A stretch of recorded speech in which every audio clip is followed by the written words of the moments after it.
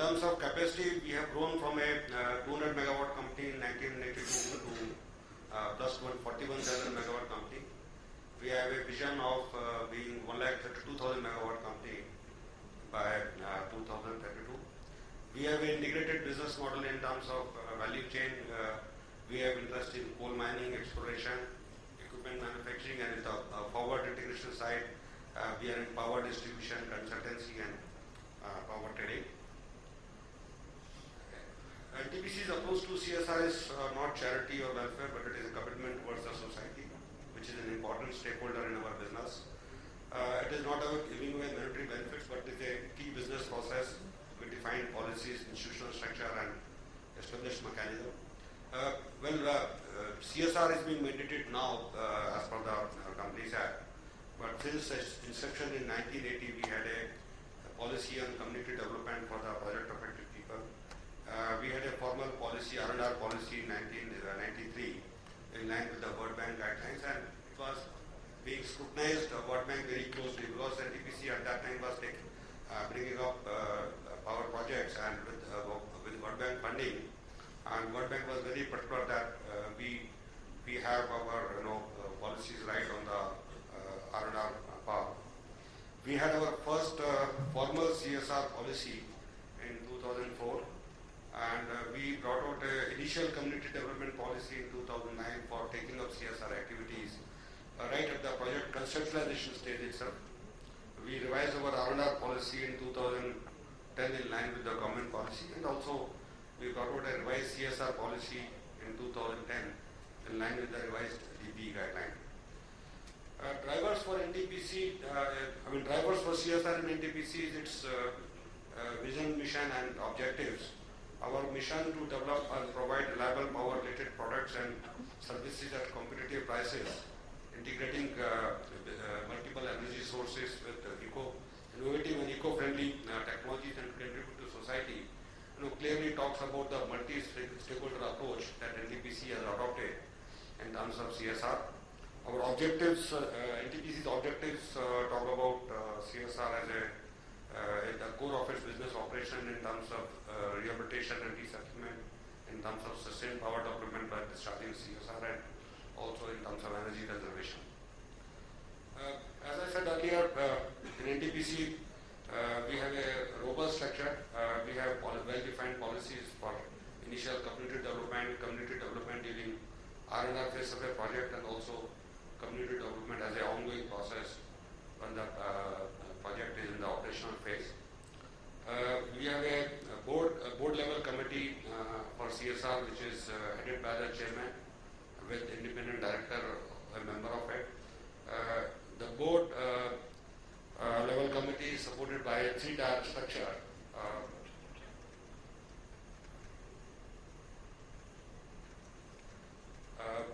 Three-tier structure at the corporate level, regional level, and at the station level. We have nodal officers working on CSR at each of our project sites.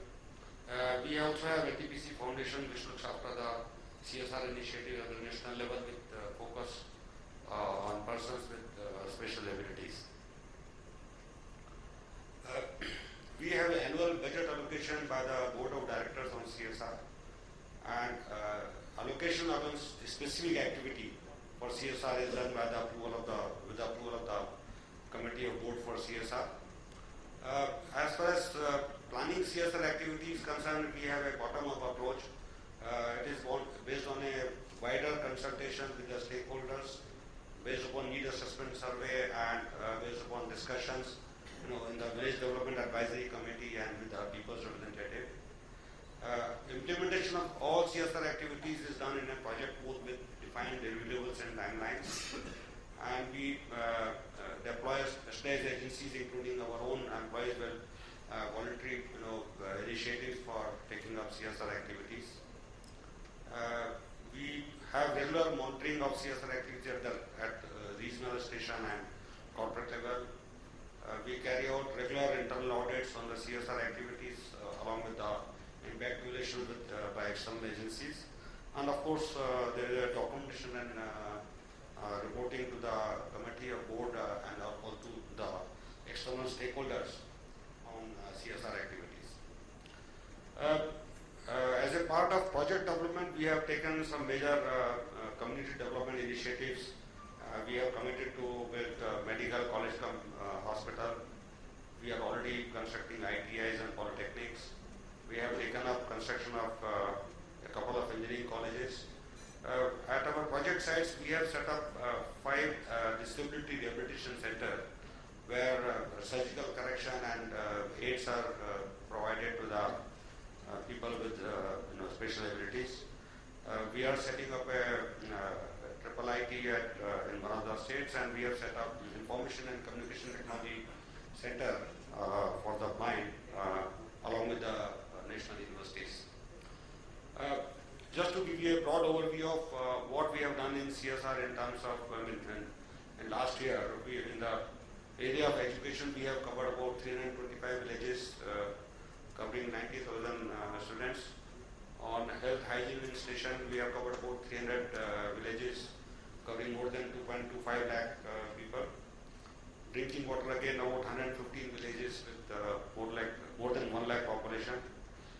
For roads and other infrastructure, community infrastructure, we have covered about 131 villages, benefiting about 4.5 lakh people. And the industrial development area, we have covered about 7,000 people.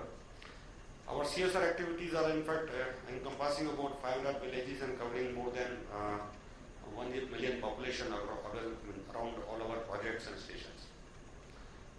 In terms of specific activities, in the education area, we are supporting about 500 schools around our power stations. We have set up 3 polytechnics and engineering colleges.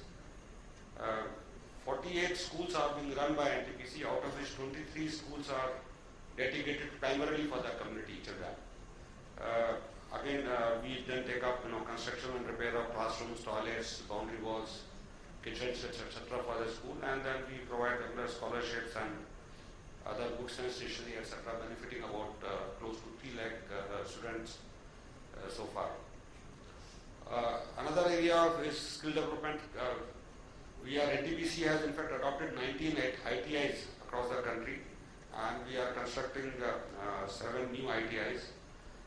We are associating with the Government of India on a special initiative for J&K youth for training in the power sector.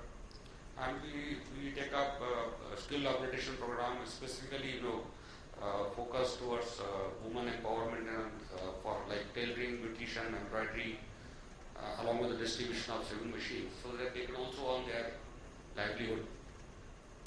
And we run specialized courses for training of youth in the villages, particularly in the construction sector and also in service sectors. On the health side, as I mentioned, that we have committed to set up a medical college along with hospital, but we have about 15 hospitals at our project sites.